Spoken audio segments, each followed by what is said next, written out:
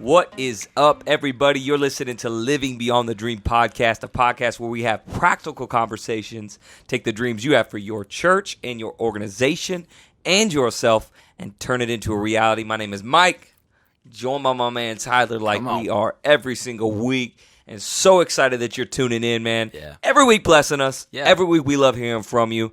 And I'm excited kind of what we're going to dive in today. So let's get into it. We're starting another two-part series. All right, today. two-parter. I am so excited about it. I'm glad you just have all these descriptive words that we bring to the podcast. I got to find a new. If you have a new one, please comment. Let me know what another descriptive word is that I could use in synonym form too. Excited. Let's do it. Anyway, here we go. Starting a two-part series on stewarding staff. Super important. We're going to start with leading open-handedly.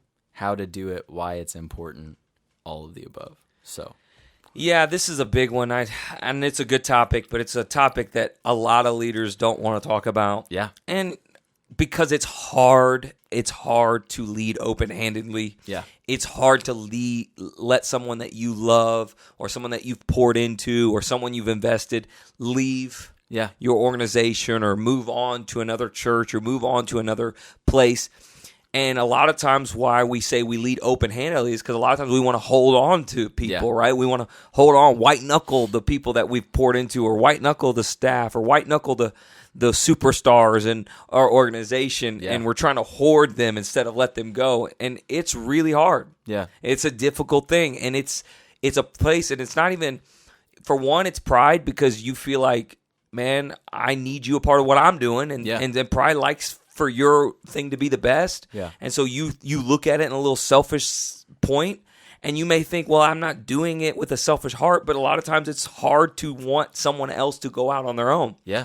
And then a lot of times it's because you're scared God's not going to put something back in its place. And so you get this fear in you that, what am I going to do? This is a huge hole, and they're wonderful rock stars. And so maybe you have this fear that, God, if I let them go, the whole organization is going to fall apart. Yeah. And so it's this idea of understanding you got to lead open-handed. Such a hard thing. Yeah.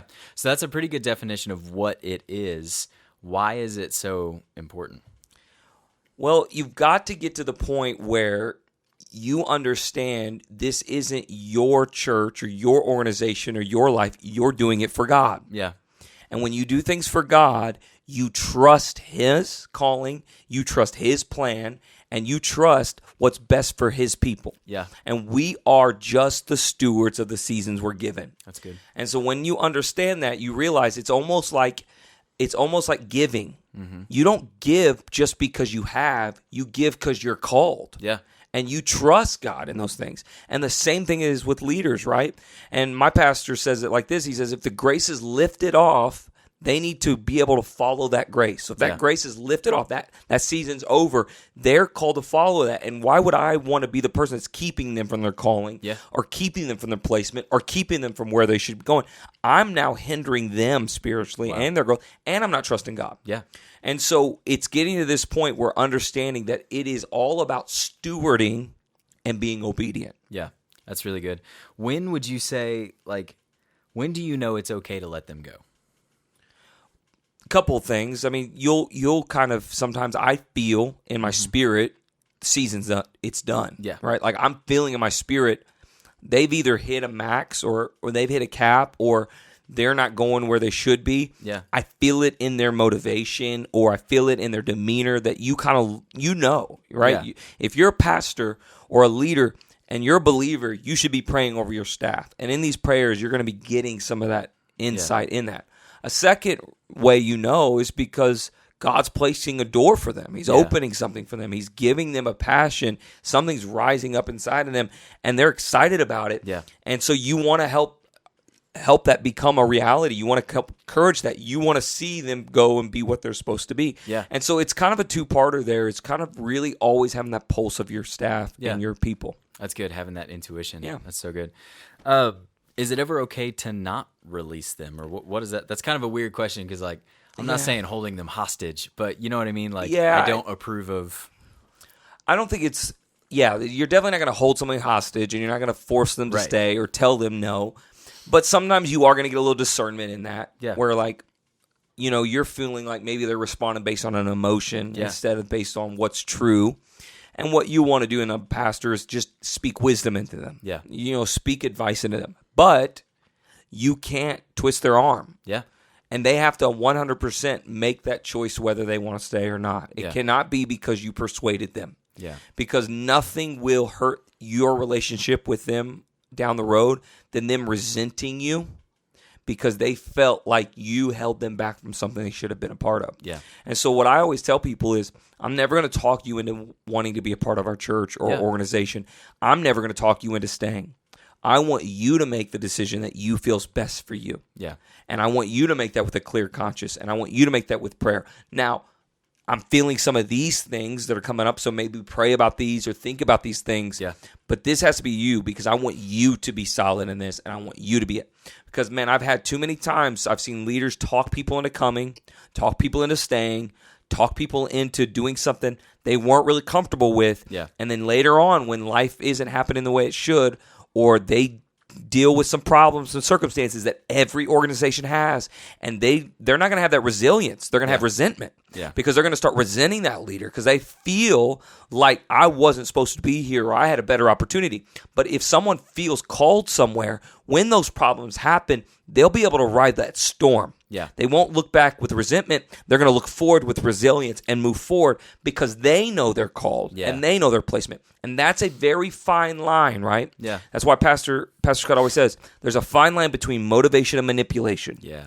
And you've got to really tote that line very carefully. And you need to be praying when you go into these conversations.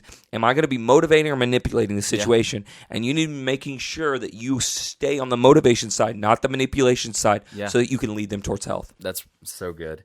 When you're when someone does move on and leaves the organization, how do you know when your time leading them is over? Like, does it continue? Obviously, if they go into another under someone else's leadership, how do you handle that? Yeah, I think it's kind of two ways. Okay.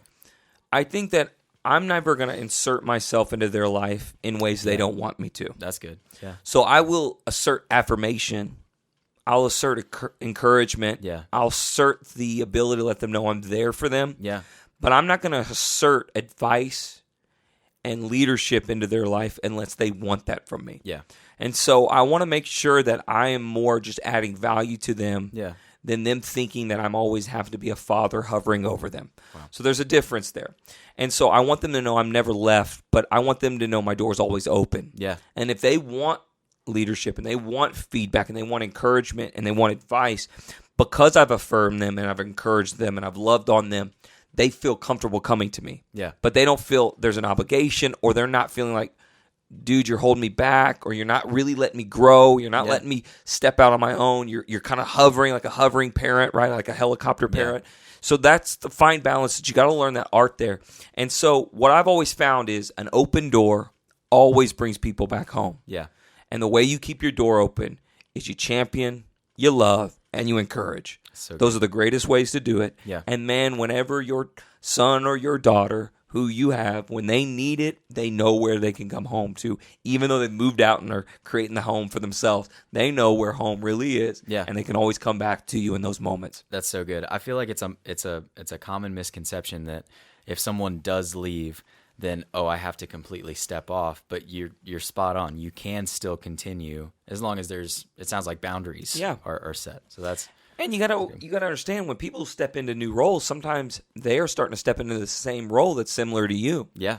And then there becomes a point when your children go, or at least our hope is, become greater than you. Yeah. So the people that you fathered or mothered and you've led and you've helped them grow from being mature in or immature in their leadership to mature leaders, they're going to go places you.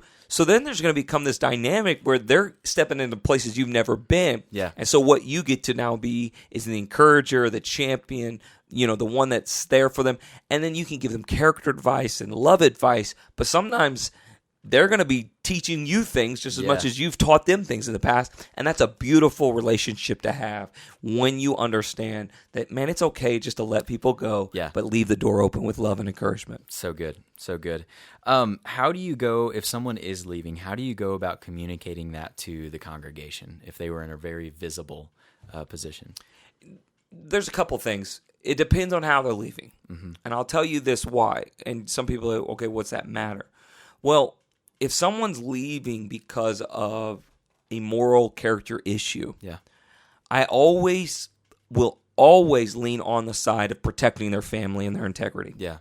Because nothing matters more to me than their restoration and their health. So good. So I'm going to always be a little bit more careful in those areas because I want to make sure they know that I'm fighting for them and their restoration, not just to make our church look good and cover our tracks, okay? So I will always be a little bit more vague in those areas because I'm always going to protect them. Yeah. And I've had staff members and people and leaders in our church that have had struggles in their life, but no one has ever felt like they couldn't be in our church and have a safe place to heal and grow and have restoration because we've always protected their integrity and their love. So I'm always going to lean on that side. Now, when it comes to them transitioning on into new roles or new areas, we want to honor. I always want people to feel like they left with honor. And so that's my goal. I mean, of course, we're not perfect, but we always want to celebrate, champion, and honor people. So that goal is that we want to make sure, and honor's always better done in public than it is in private. So we want to honor publicly people and celebrate them and encourage them as they're transitioning into what God has for them. So good. Would you say that the communication is the same kind of methodology to the staff, like their peers? Yeah, we definitely, when they have their leadership teams underneath them, that's exactly the same, right? Yeah. And we always want to let them know before we let the general population know, right? You always want to let your core leaders know when there's a transition. Yeah. Because you never want them to be sitting somewhere and all of a sudden get blindsided by something like, what? You always want to make sure you're sharing that. That's an honor for the people that are transitioning out, but it's also an honor for those that are staying, right? Yeah. And you always want those core leaders to be honored and treasured, that you have always been there for them. You are, and you're open with them, and that they always know that they have a clear line of communication with you and the organization. That's so good, so powerful. Next week we're going to talk about how to steward the staff that you currently have and how. Some best practices in retention of staff. So I'm really excited about that. Yeah, one last thought on this whole leading open-handed. I want you to get this really in your mind. Yeah. Think about it like this. If you hold your fist closed and someone was going to dump, let's just say they dump grain into your closed fist. Yeah. How many kernels are you going to be able to hold on to? Not many. None. Yeah. You might get a couple that sticks, but nothing great, right? But when you lead open-handedly, some fall out, but new fills up. Wow. And you can hold on to more. And that's the whole concept of leading open-handedly. Yeah. And when we understand that we are in the eternal game and we're in the legacy game, and legacy means that the kingdom of God continues to move on even beyond just my organization, and that we are there to see the populating heaven, you're willing to let people go. You're willing to let people move. You're willing to let people be who they're supposed to be. Yeah. You're willing to lead open-handedly. And God's always going to refill your hands. Yeah. He's always going to send you new leaders and a fresh anointing, and He's always going to do that. But those people have the ability to now go and take something that you poured into them, places you could never go on your own. And then when we're in the heaven, we're going to see this full picture of this. So a lot of times we want to be mad at leaders that leave. We want to be angry at leaders that leave. We want to resent leaders that leave. And we can't. We've got to keep our heart in alignment, right? I'm not going to let pride come in. I'm not going to let jealousy come in. And I'm not going to let fear come in. I'm going to lead with stewardship. I'm going to lead with love. And I'm going to lead with encouragement. And I'm going to lead open-handedly. Come on. So that's the way we lead open-handedly. So good. All right, guys, man, we are excited you tuned in. Another week in the books. If you really enjoyed this episode, please share that. Man, let somebody know that could be encouraged by it. Also, rate and review us if you haven't already. That really does help us get our reach out even farther. And if you haven't subscribed yet, I don't know what you're waiting for. So subscribe. And if you're on YouTube, don't just subscribe. Ring that bell so you never miss an episode. Right. And until next week, part 2. Love you guys. Pray God's peace.